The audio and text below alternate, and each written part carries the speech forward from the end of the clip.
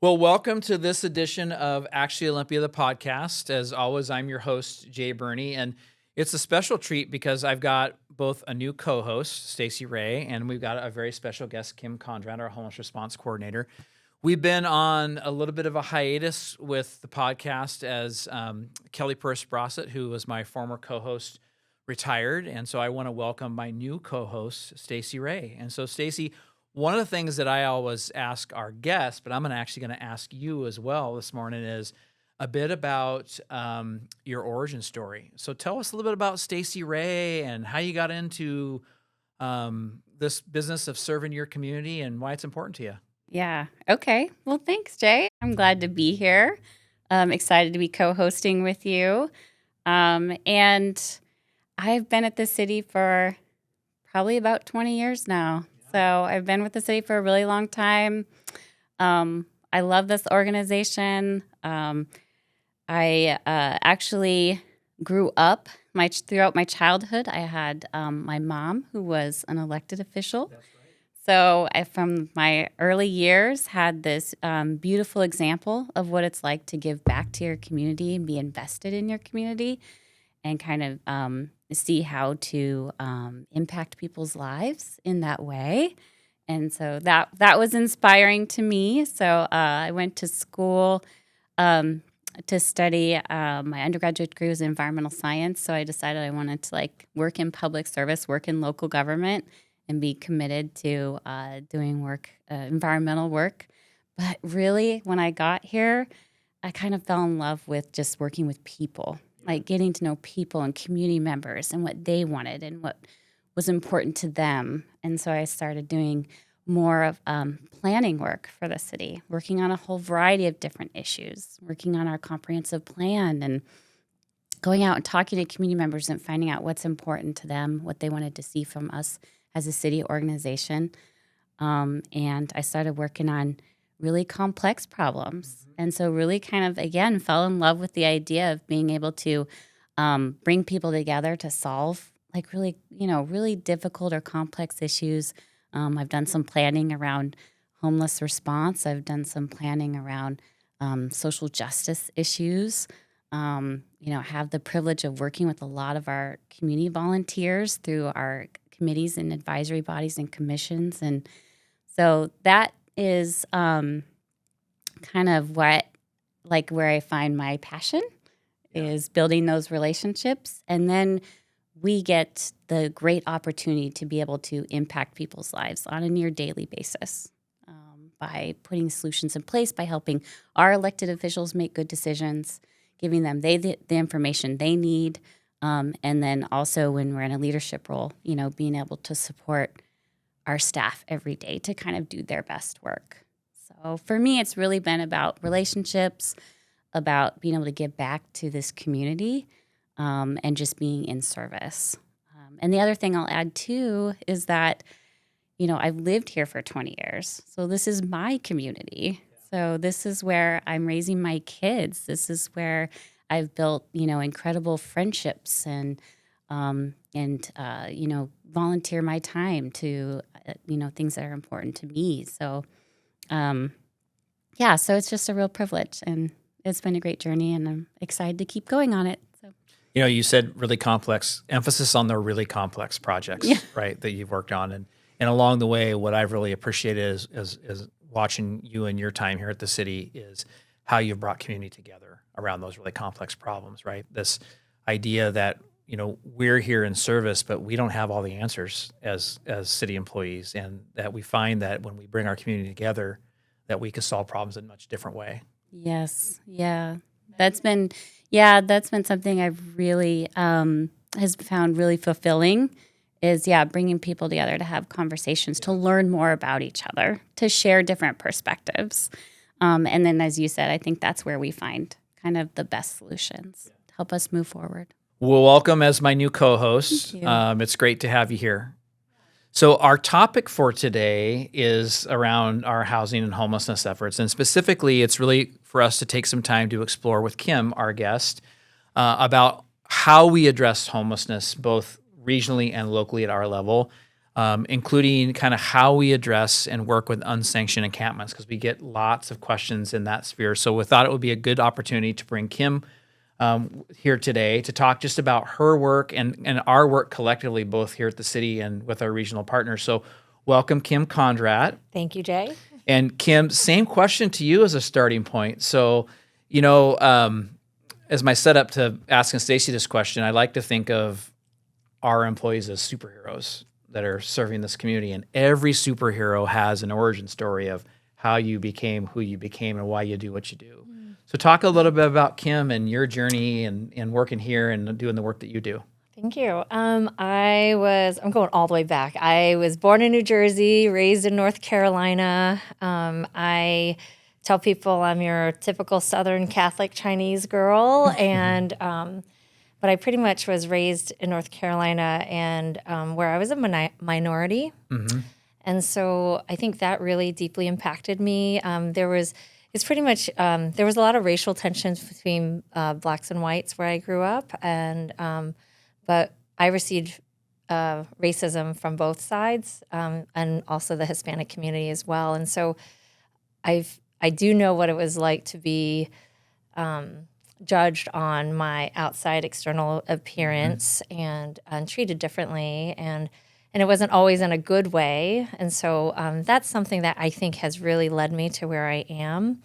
I did my undergrad in psychology, still trying to figure out what I want to do. And then I did another undergrad in nursing. And so, but that really has formed me in the sense that I've always been passionate about people. I just love people. And I also just want everyone to know that they are treasured and a gift and that they are supposed to be here. And that's what I found when I went to college. Like, I found more of a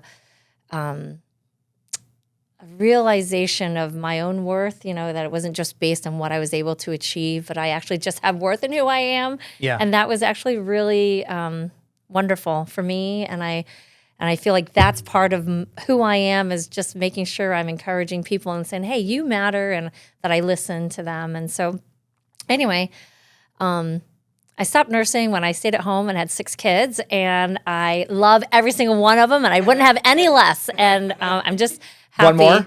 Oh, I would love to. I love all people, but my babies and my older people, everyone. I just love everyone. So. Yeah. Most times. I'm just kidding. But I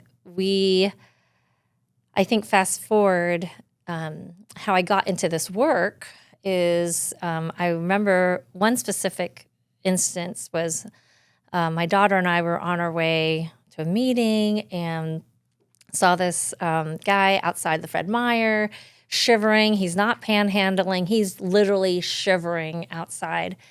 And I was like, do you want to, I was like, can I take, and he had sandals, and it was freezing. And I was like, hey, can I take you inside and take you for coffee? Let's sit, And so we just started visiting with him. And I was like, I have shoes in the car. Do you want some shoes in the car?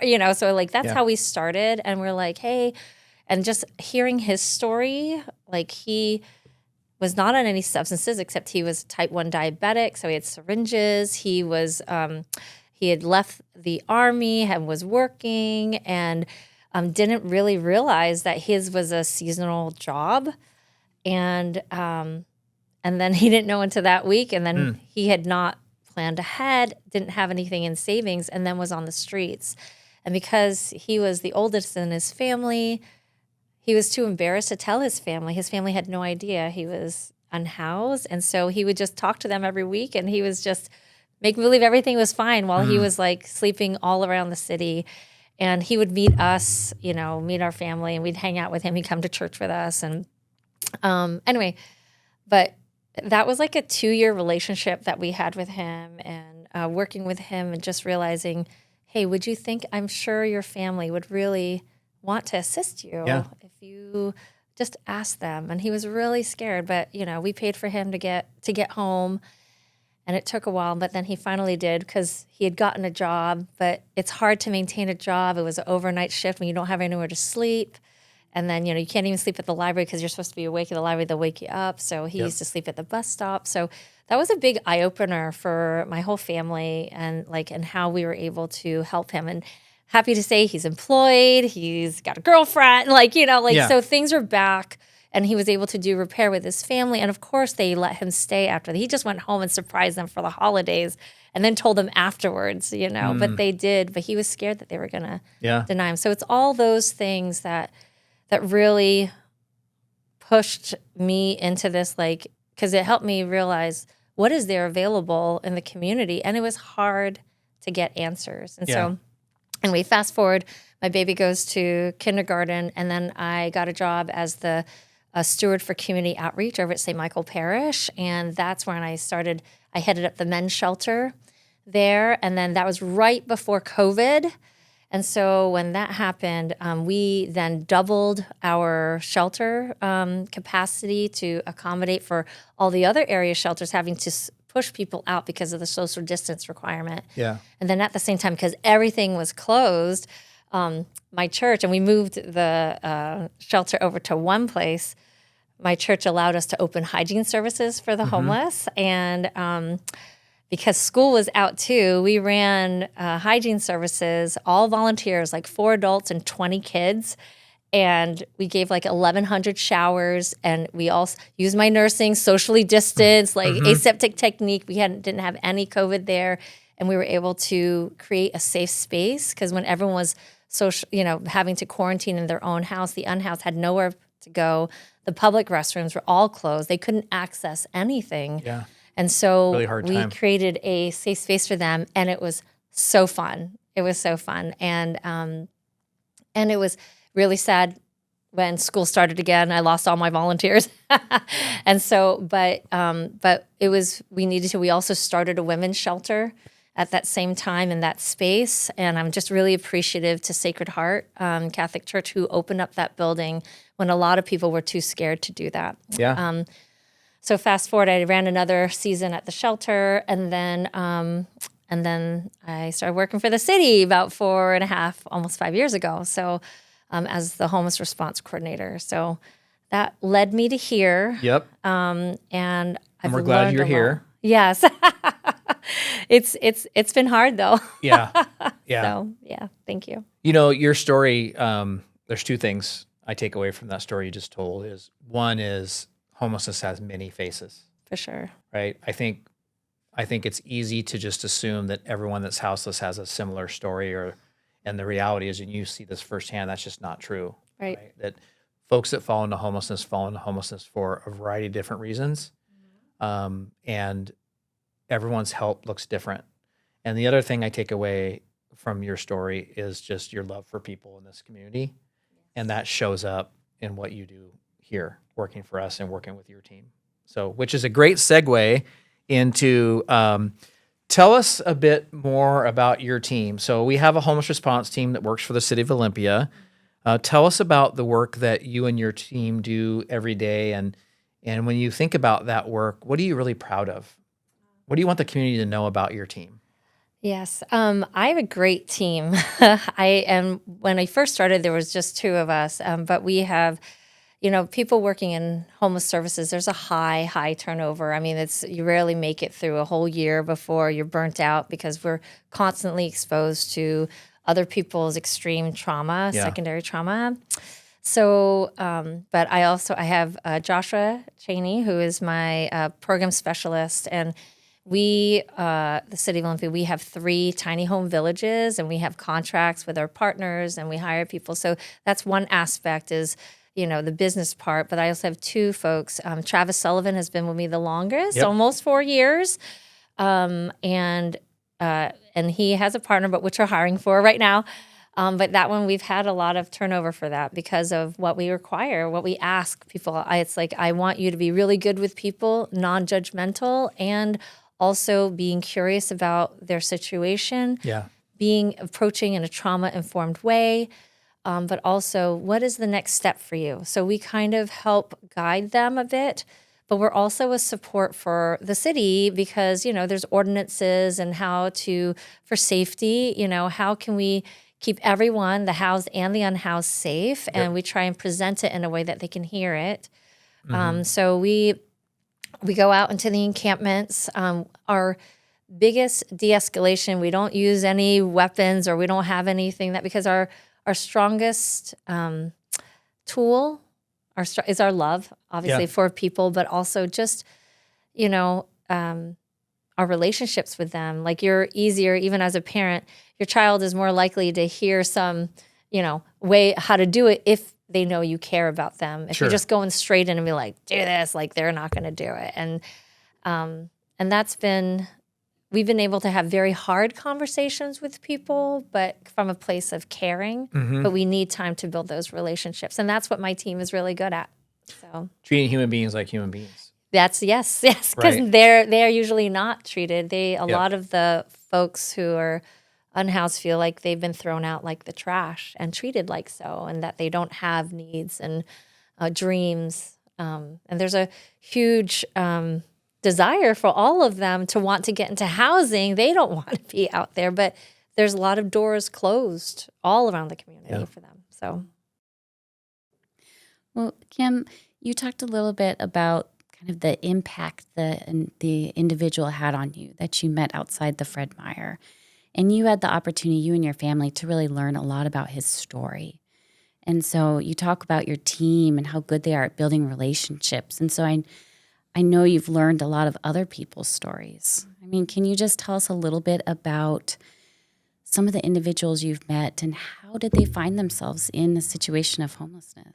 yes, I have one. I'll just call him T so we don't reveal names. But I was running one day, and I came across this guy who was just sitting there with his lunch, and I was like, and there's something about him, I was like, hey, how you doing? And he's like, fine. And I was like, do you need a place to stay? And he's like, no, why? I was like, well, I have a shelter. This one I worked for St. Michael's. Yeah. And he's like, you do? And I said, yeah. I mean, he was about like, and then when I talked to him, he was only like 2 weeks younger than my mom. And I would hate to think about my mom being out like this. So he was probably around 70-ish, and he's like, you do? And I was like, yeah. I was like, you don't have to. But I was like, this is how you get there. And from that day, he showed up every single day. He was looking there. And then his story is that he worked in construction his whole life. And then because he was getting older, they let him go when he was 60 because he couldn't work anymore. Yeah. And that was it. He didn't really have family to support, and he didn't have a place to stay because he did this traveling work. Yeah. So they always provided the housing. He never had a house. And then he was out on the streets. And he kept himself safe by going deep, deep, deep in these woods that no one even knew he was there. No one could verify him. So he just kind of stayed under the radar for 10 years. Wow. But more recently, he had been having health issues. And I don't think it was by accident that we ran into each other. And it's just, so he started coming to the shelter, and super sweet, super nice. And we were able to get him, he eventually ended up over at Drexel. And Catholic Community Services does an excellent job, with their apartments. And he has just recently passed about a year and a half ago. But he needed to go, and if he wasn't staying there at the shelter, he was either in the hospital, and I'd seen him back many times over at the hospital. So it's someone who was not on substances and just aged out, but didn't have housing, never really had housing because of his job. Yeah. So that was something that really deeply impacted me as well. But I do know that if I hadn't invited him to go there, he would already have died earlier on. So, and that I know for sure, because he had significant health issues that he couldn't move. And anytime you're out in the cold, that already affects your mobility. So there's him. And then,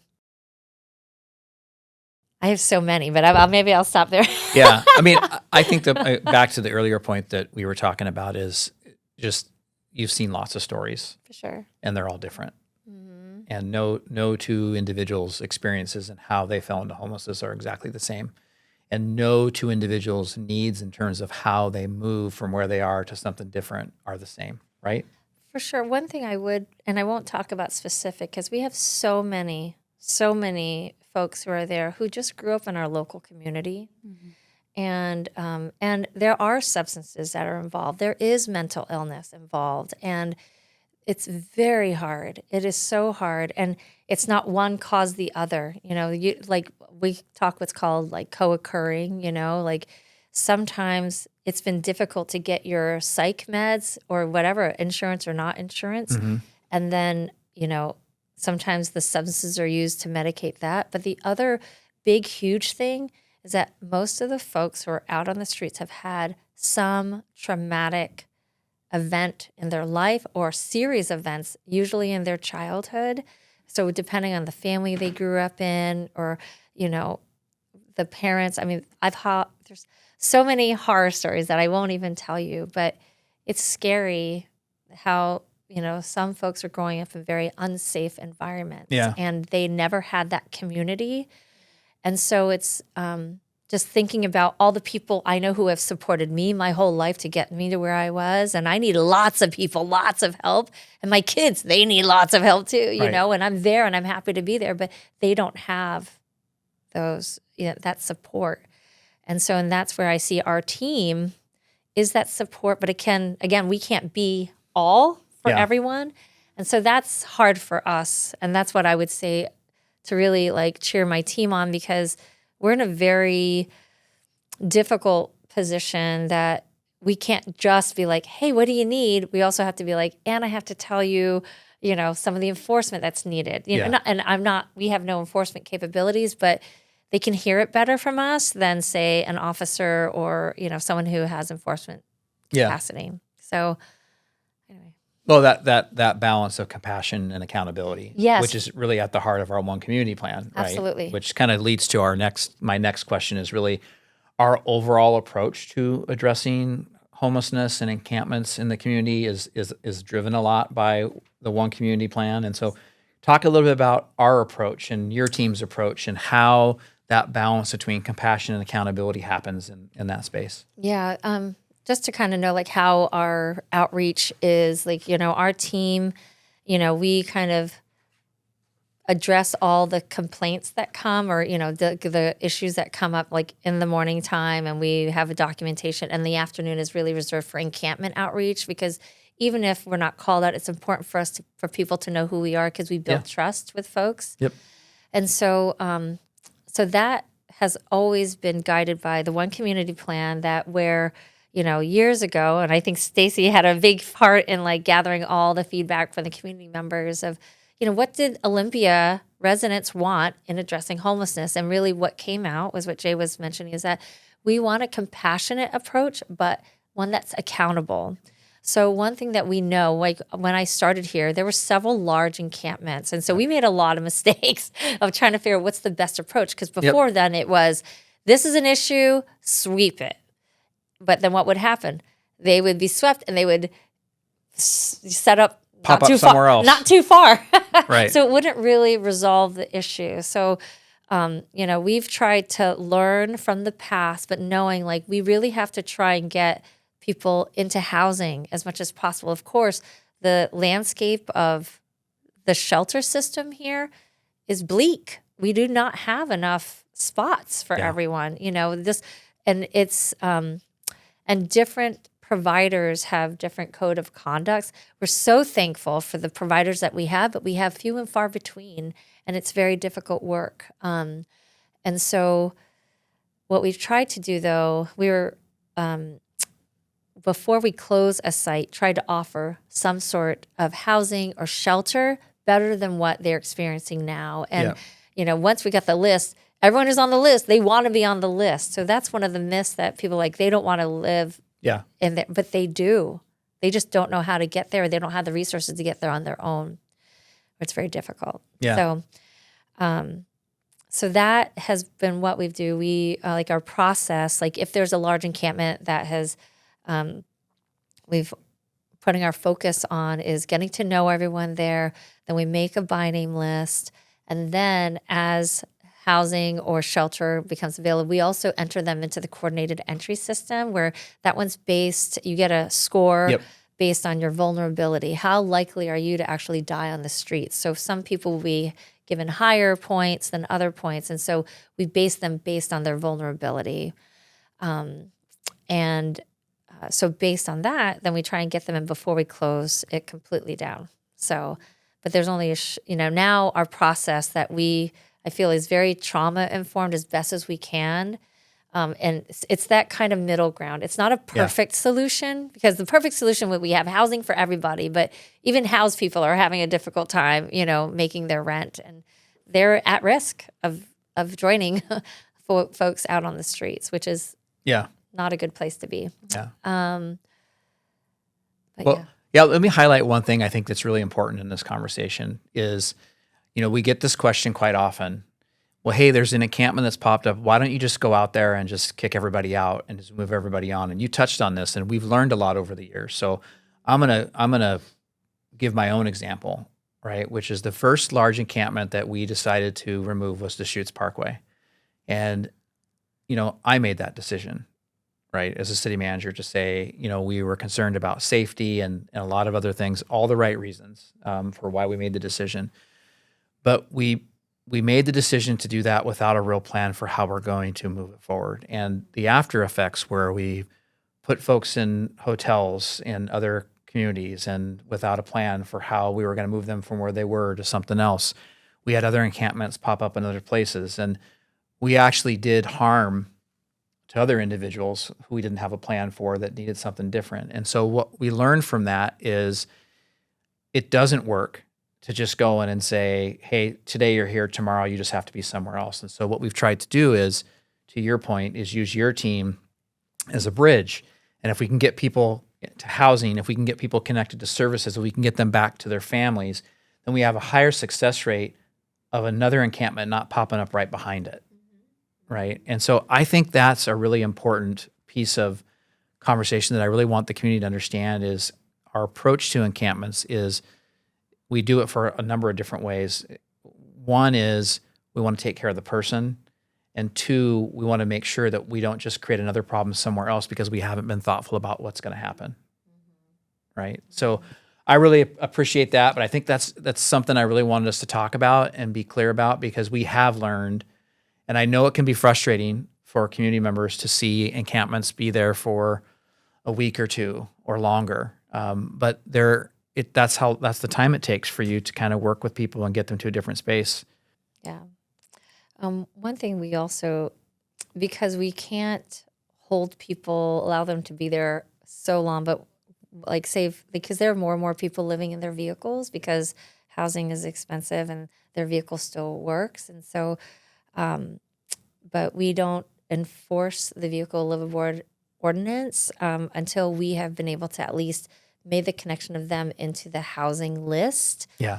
But we can't, unfortunately, because the amount available is not abundant. Yes. So they have to wait. But then, but at least we've given them a little bit of time, and then for them to either, figure out if they can get the car moving or not. So it is really hard when their funds are low, their vehicle stops moving, and that is their home.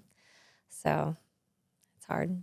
So Kim, I want to ask a little bit about, the outreach that you do on an individual basis. So when you're reaching out to individuals, so you talked a lot about your team and how you're trying to create relationships with people so that you're building some semblance of trust, so you can try to connect them to services. Can you talk a little bit about just what are some of the things that you and your team have to overcome in order to connect with an individual or to find the right service for them or the thing that they need? Yeah, I mean, we all do training and de-escalation. There's motivational interviewing, but it's really just trusting your gut. Either today's the day or it's not. And you just have to know it. All of us have hard days, and I don't know whether they slept all night. I don't know if they've even eaten. I don't know if they, maybe some big traumatic thing happened. They say, this is one thing I heard, don't quote me on it, but it was 50% of folks who are unhoused suffered from a traumatic brain injury, either just getting hit on the head. And that's what happens a lot during the night is you get assaulted and then they just take your stuff. Mm-hmm. And so but everyone's trying to survive there. And it's really sad. So knowing that, we don't know what we're coming into. Mm. So we always come in, like our trauma-informed approach is always having respect for the people there. We're entering in their space. And so it's just doing a very gentle call out. First, you're not like yelling, hey, it's the city of Olympia. It's like, hello, anyone there? You know, and then if you don't hear anything, hey, it's, you know, you declare who you are. You know, I'm Kim with the city homeless response team, checking to see how you're doing, you know? So it's first being curious about their situation and hey, and they might not answer, but it's like, do you need, I've got hand warmers, I've got, you know, granola bars, I've got water. Usually water's a huge thing. They don't have enough water. So usually I'll get some like, I need some water, you know? So that's the first thing. So first we're just like, I'm trying to take care of your immediate needs so that I think if you're hungry, angry, lonely, or tired, like really making that connection, you know, hey, if they're just waking up, do you want me to come back? You know, just being respectful. Is this a good time? Do you mind can I talk with you? If not, we can come back, and we do, making sure that whatever we say, we follow through with. And again, every person is different, right? Because we do have mental illness, and it's in most people who are mentally ill do not meet the requirement to be involuntarily detained, and that's called grave disability. And so there's a lot of people who are not able to access what they need, but yet they can't access the help they need because they're not sick enough. And so that's something that's really hard for our team, and we don't have anyone where to get them to. So those are, I think, the hardest things. When people are they're wanting housing, they're wanting resources, and we're limited in what we're able to point them to because there are not that many resources, actually. Yeah. I mean, there's never going to be enough beds or enough shelter spaces, right? Well, I'm hoping, you know, I always feel like there are always people in our community that see a need and they respond. Sure. And, you know, and that's one thing I'm hoping, like, people see the need, like, before. I mean, our community has been actually very creative in creating shelter. There used to be a traveling shelter that would go to all the different churches, and then it finally settled over at St. Michael's. Interfaith Works has a shelter, you know, but we need more. So we're always looking for more people to open up spaces, you know, and it can be all volunteer run, and money is an issue. Right now in this landscape, you know, we've lost a lot of money. And so hoping that, you know, other nonprofits, other faith communities who believe in people, giving people second chances, giving them employment, you know, opportunities, like this could change so many people's lives. So, you know, Kim, you and your team have made remarkable progress in getting people housed and getting people connected to services and getting people help and getting them to a different place. And so, and we as a city and as a region have made remarkable progress. When you think about all the encampments that we've had, and, you know, we're down to one large one, which we'll talk more about in a minute, but we've gone from Deschutes and Ensign and the encampments along I-5 that people have seen. And we've housed hundreds of individuals and connected even more of those to other services. So talk a little bit about our success and what you see as the kind of the keys to that success. Success is being present, being there in the encampments, making contacts with the people who live there, being honest and true with what we're saying, and that we're giving them the information that they need in order for us to set down the place, but that they see that, okay, they know the process. We're building the list. After this date, no one else can be added to the list. And that's always hard when you know someone's living there and we won't be able to put them on the list. But at some point, we have to be able to make the camp smaller and smaller as the available housing. So I feel like we have a solid process there, we've allowed the time for it to be done in a trauma-informed way. And we've also had the help of many partners in the community, nonprofit partners, people who already work with the unhoused population, people who could get them tagged into the housing list as well, you know, because we couldn't do everything. And so there was, you know, back then when we first started, it wasn't the process in the community to get everyone into coordinated entry, but we've helped make that process so that we can have a streamlined, more of a streamlined pathway.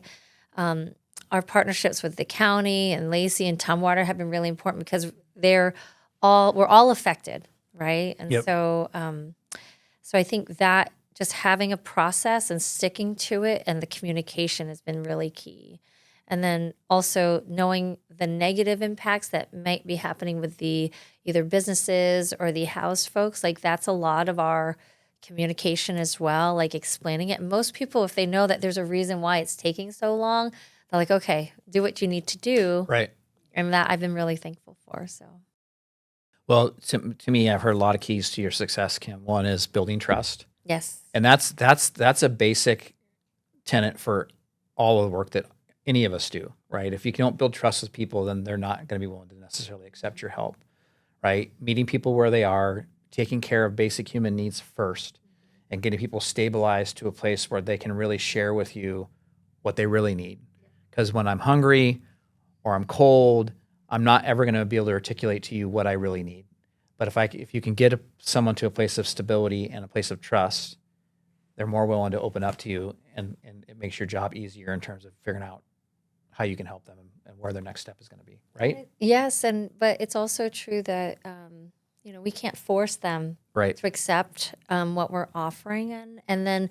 But one thing I would say that we are really good at is that we don't just take a no as a no. I mean, like, because we know that sometimes, we all change our minds, and sometimes, like, even if we've worked with someone for however many months and they've been adamant, nope, nope, nope, but then something will happen. It's like, I need to get inside. Like, and I've had several people like that, Yeah. either someone they know has died or, some other event has happened. So so we're always just showing up. I think that's the big thing is that, and we're Yep. very non-judgmental to be like, it's okay for them to change their mind. And we hope to be that safe place that they can be like, I need help. But unfortunately, I can't give them housing for everyone. And that's even harder. So when they're ready, even people who are,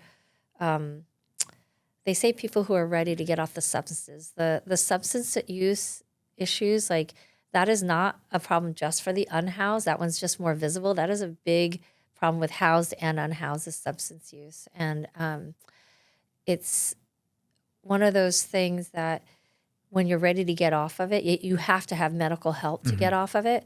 There's a short little time, what they call the liminal period. You're like, okay, I'm ready. I want to get help.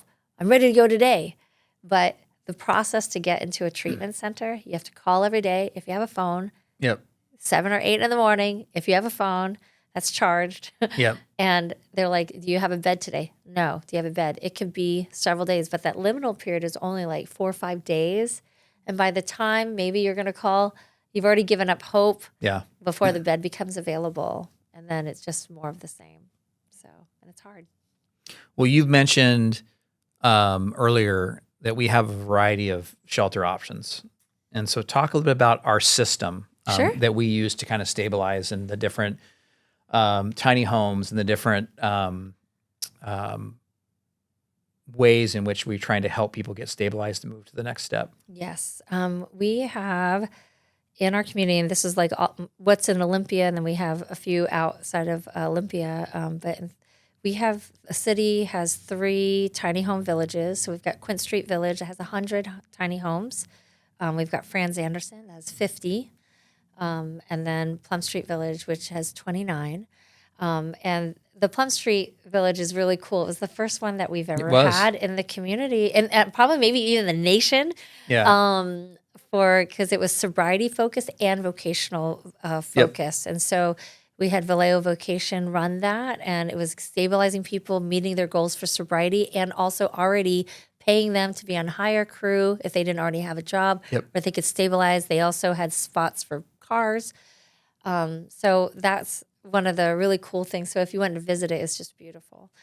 But again, we've lost the funds to run that as well. And so that one is closing down.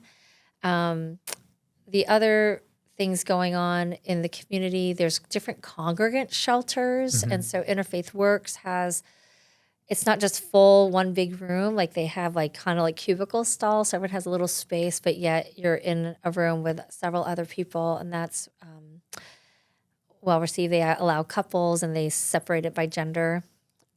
And then there's only one shelter that you can actually just walk up to at night and get, and that's at the Union Gospel Gospel. Mission.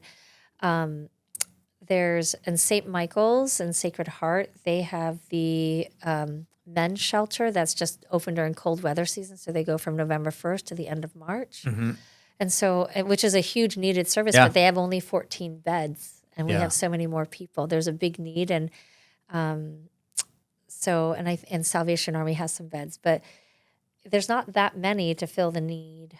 But we have one, there's a few faith communities that have tiny homes on their property. Yep. So we have that. And and it's a system of transition, right? So we have both temporary shelter, we have intermediate, then we have things like Permanent supportive permanent housing. supportive housing. We've partnered with Lehigh, we've built Unity Commons phase 1, phase 2. We're going to build another project at Franz Anderson, and so I think what's really important there is like Quinn Street and Franz Anderson are good examples. Franz Anderson, the goal there is to build housing long term, Yes. right? Which we partnered to do, and then once that housing gets built, it allows us to transition people and then close the tiny home village.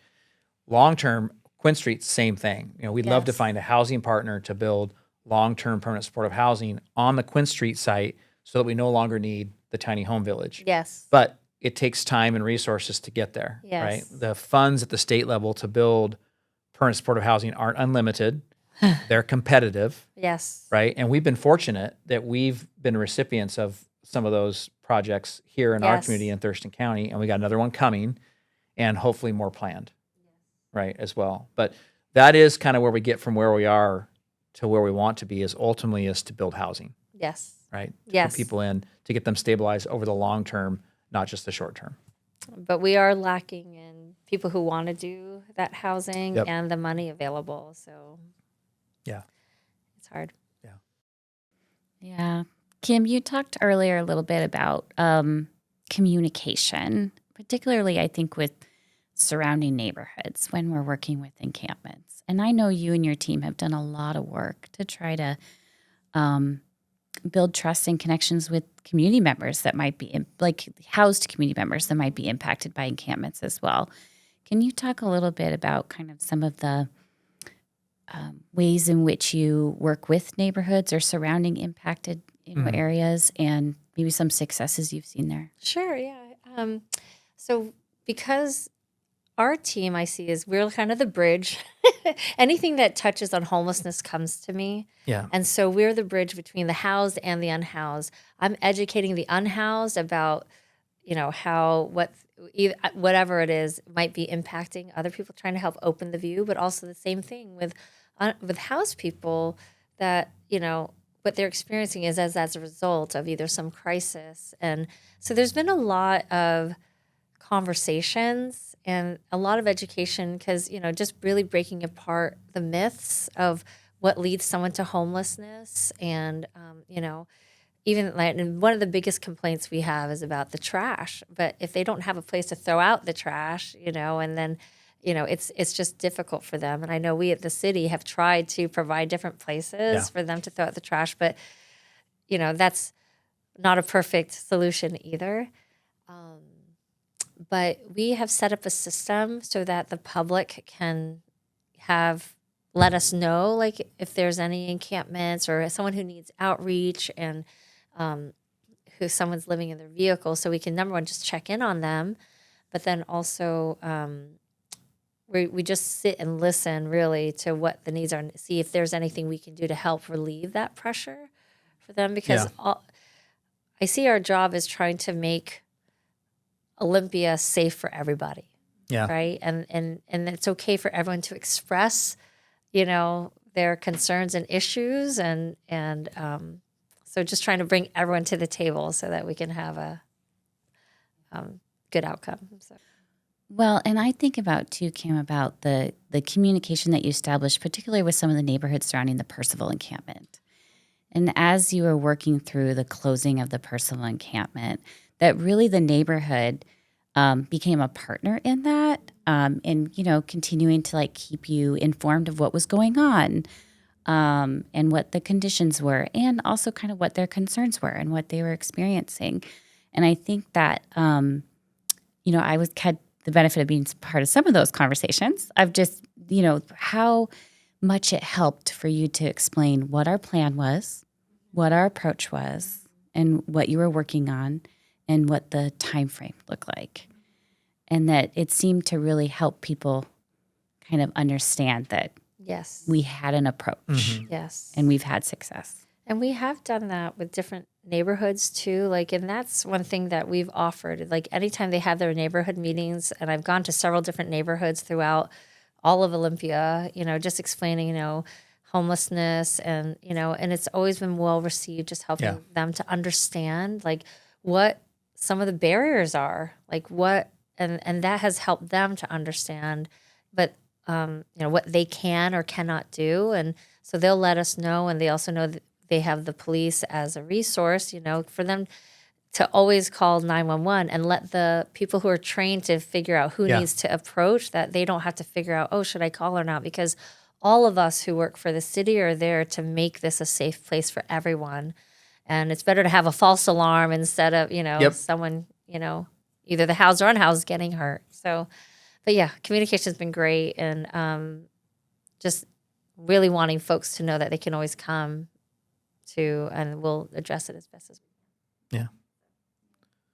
Well, we certainly are not out this alone.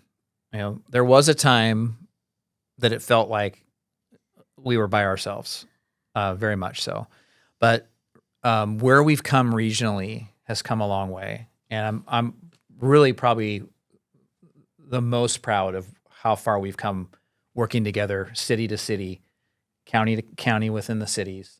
So talk a little bit about our regional collaboration, and you've talked a little bit about nonprofit partners, but our other city partners, our county partners, and our collaboration together, and a little bit about how that's come along and what that's like. Yeah, we work strongly with, originally mostly with Thurston County, but Lacey, Yelm, Tumwater were all part of the Regional Housing Council. And so meeting monthly, and our council members and our city managers are involved, and just really bringing up the concerns so that we're having a regional effort to do this together.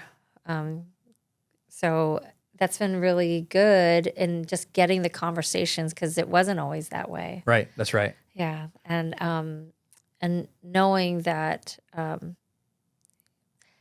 one thing we've always said, it's we as a community, we have to help lift each other up, right? So it's we double joy, they'll double the joy and divide the grief, right? Yeah. So it's we can't do it alone.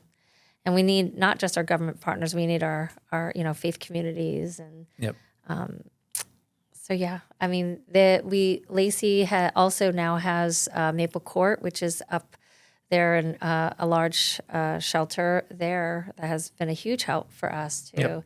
And the Department of Commerce has given us the monies to really help set down those encampments along the I-5 and the 101 corridor, Department of Transportation properties. So that's been a big help. Right. Closing that down. Yeah. I think having more players in the game has certainly helped all of us. When I think about just Franz Anderson, that new housing project, the county and the other cities put money into that project. So not just Olympia. And I think that's important for the community to know, that that's a permanent supporting housing project that will be in Olympia that has funding from all of our partners. Yep. Right. And it wouldn't have happened without that funding. So just a lot of gratitude that I want to express to our regional partners. And I want to continue to express my gratitude to our nonprofit partners as well for their collaboration and work in this space with us, because quite honestly, none of us are as good by ourselves, and we're much better when we work together on all this stuff. So you spoke a little bit about this, but when we're addressing homelessness, it's complex, and so are the funding mechanisms. Yes. So, we talked a little bit about, as of late, we've been able to do more funding through regional approach. You spoke a little bit about the Department of Commerce. Is there anything you just kind of also want to share in terms of where are we with funding, what are some of the challenges, and what are you maybe hoping to see might continue to be available to us? Yes. Well, I mean, we are thankful that our Olympia has approved the home fund, and so that part of that money goes through, but we now give it over to the county so that there's a home fund for the whole county to put towards these bigger projects. So that's the big regional money aspect. But we have lost a lot of funds. The landscape right now financially is not good. So one recent impact that we are having right now is that through the Housing Authority, there are vouchers that are given, but a lot of people have lost those vouchers. And so specifically for the Franz Anderson one, there's operational gap now that those vouchers are gone, and trying to close that gap of money, we don't know where to get the money from. So there's huge concerns there, and looking for grants that really focus. Most of the grants that are there are for capital, which is just building the actual site. But all of these sites that we have need staff to run it, and so there's not as many funds available for the operational. So I know historically the city has tried to figure out how to pay for that, but it's a lot, and we don't have enough money for it. So Right. That's one of the challenges, right? Is that sustainable, consistent funding. Because we stand up a tiny home village, for example, or permanent supportive housing. But then we need the continued funding to be able to operate it. Yes. Because it takes time for folks to stabilize, and even if they're destined to move on to a next step, they may always need to be in permanent supportive housing. Well, and if I had, one message for our friends at the state legislature and the governor's office, it's twofold. One is gratitude. So one is I want to be, and I want to make sure they understand how thankful and grateful we are for the right-of-way funding, because quite honestly, without it, we wouldn't have housed the individuals that we've housed. But that housing that we've created exists in the long term, not just in the short term.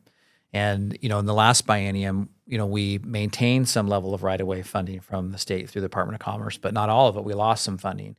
And we're also not guaranteed that funding, year over year.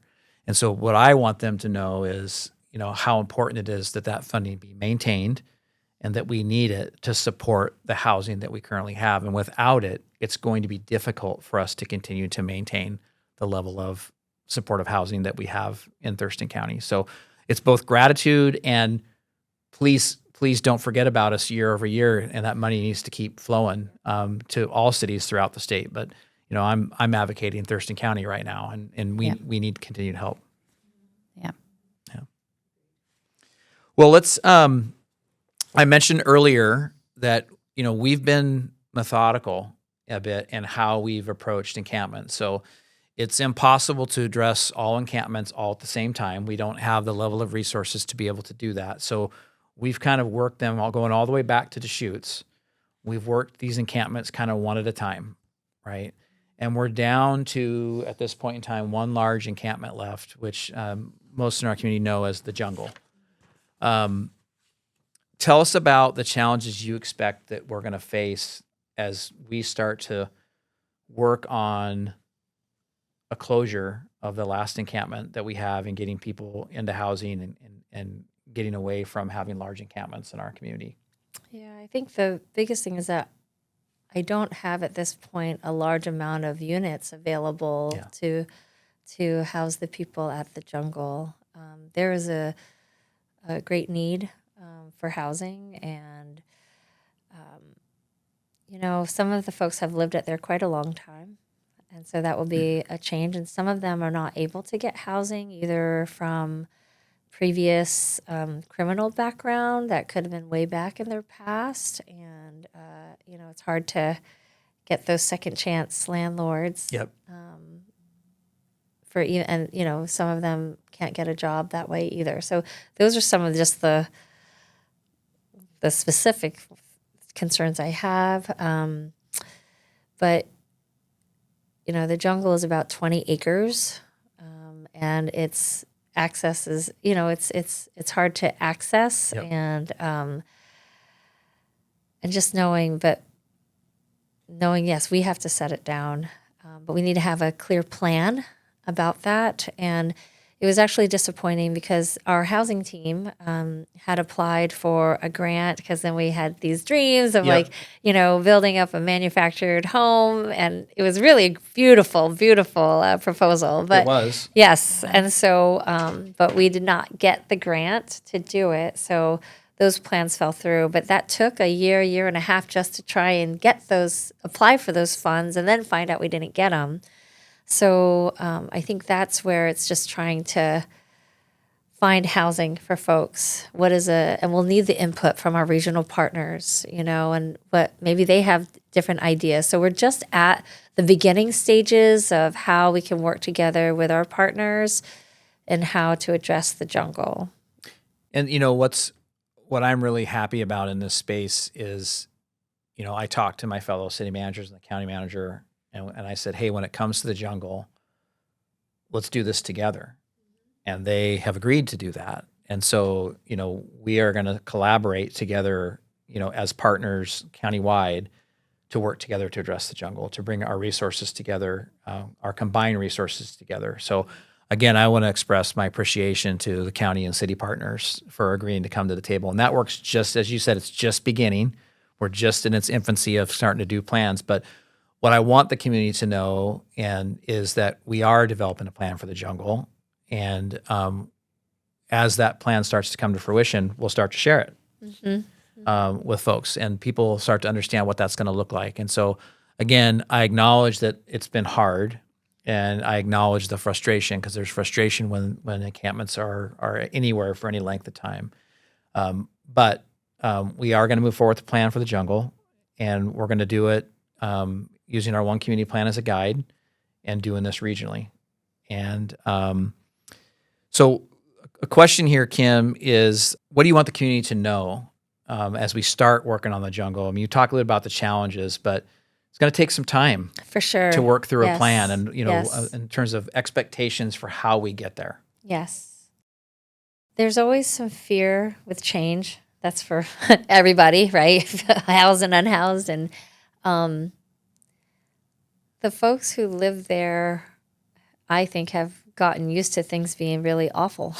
They're, when you're just comfortable with the misery that you live in. And so there will be, this will be hard for some folks, and but then a huge relief from others if we can get them into some sort of housing. But yeah, we definitely need time to get people used to the idea, but also making sure that we have the staff. Again, I'm short staffed right now, and still our little team, because we're not just, that's not the only focus. We're still managing all of the other, Q alerts that people are letting us know of all the other people who are unhoused in different situations, and we don't want that to go away. So yeah, time is the biggest thing, but also if there are other people who want to start up a new tiny home village, I can help you work through the emergency housing permit, I mean, we need more. I think that's the thing. And we need a variety of different type of housing opportunities for folks. And, whether you're open to having 1 or 10 or, that will still make a difference. Yep. And so just looking for, if you know of anyone who has other opportunities for housing, just let me know, because I'm happy to help. So I think what I'm hearing from you is that it's early days, but the start of addressing the jungle really looks like continuing those conversations with our regional partners. It looks like trying to identify what we know now and what we might know maybe coming online for potential units. It's shoring up those funding resources to the best of our ability. And it's starting to build those relationships, if you haven't already, with the folks that are living out there now. And just kind of starting to slowly ease into the idea that, we're going to be looking for a different housing opportunity for them. yeah, I mean, I think one thing that most people in the community probably don't know is that, with people who have mental illness and or substance use disorder, they've either already been exited from an existing shelter space, and they might not be able to get into the ones that are existing. And so that's something. So that's the other thing of the time is like, just because I put you on a list, I'm not just like plug you here, here, and here. Like they're actual people with barriers. And so that's where it's like, I need to find a place that will accept you and that you can be successful, because the cycle of homelessness too is like you can increase trauma to people after you've got them inside and you're like, and you're out, you know? So that actually, and then they're most higher likelihood of actually dying after they've been exited from somewhere. So it's all this, just being outside is trauma itself. And so it really messes with people. So just taking great care with that transition. Yes. And really trying to find the situation that works for individuals to help them be successful. Yes. Yeah. Which means, the jungle's not going to go away tomorrow, right? No. It's going to take some time and very thoughtful For planning. sure. And so I want to just continue to ask the community for their continued patience. I know they've given us a lot of patience in this and expressed a lot of frustration as well. We hear it. We certainly hear it. But we want to also be thoughtful and make sure we continue to learn and use the approaches that we know have worked to get us to where we are, right? And that just takes time to get through. But we will continue to work there.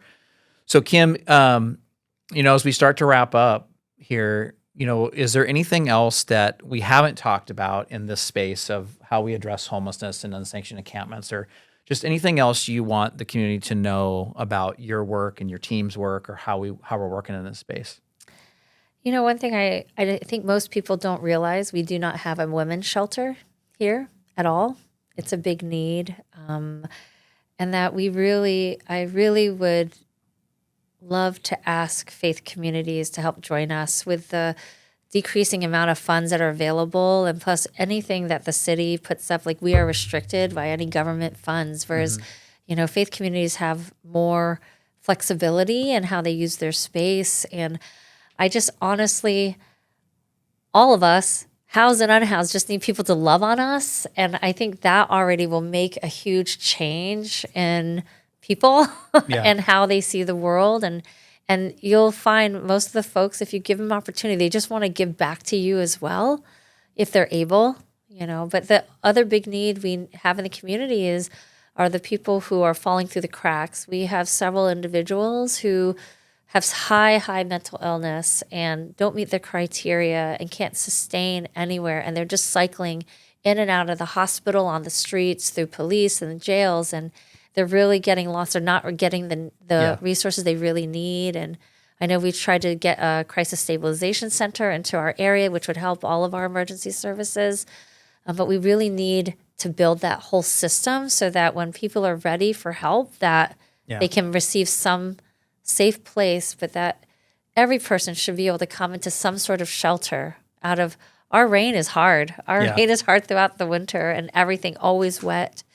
We've had some really cool partnerships, though. I'll tell you, we've had St. Martin's nursing students host like a foot care clinic, because a lot of our folks have trench foot. Your socks are always wet, your shoes are always wet. You don't have anything to change into, so they've hosted that over with the YMCA. The YMCA offers showers, and then, we have Sergio's, which has the day center, that also brings laundry, but we need laundry vouchers. We need propane. It's cold and wet. Everything is cold and wet. So, yes.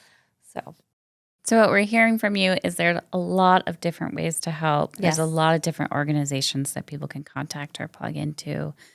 And certainly I think they can reach out to your team if they're looking for ideas on how to contribute. Yes. Well, I want to do a few things. I want to express some gratitude to you and your team for your work. This is extremely hard work. And as you've talked about, trauma inducing, your team you work with individuals in crisis, and you see people at their lowest. And that can be really hard to do that day in and day out. But I'm just grateful that you're here and that you're doing the work that you're doing and trying to help people get to a different place.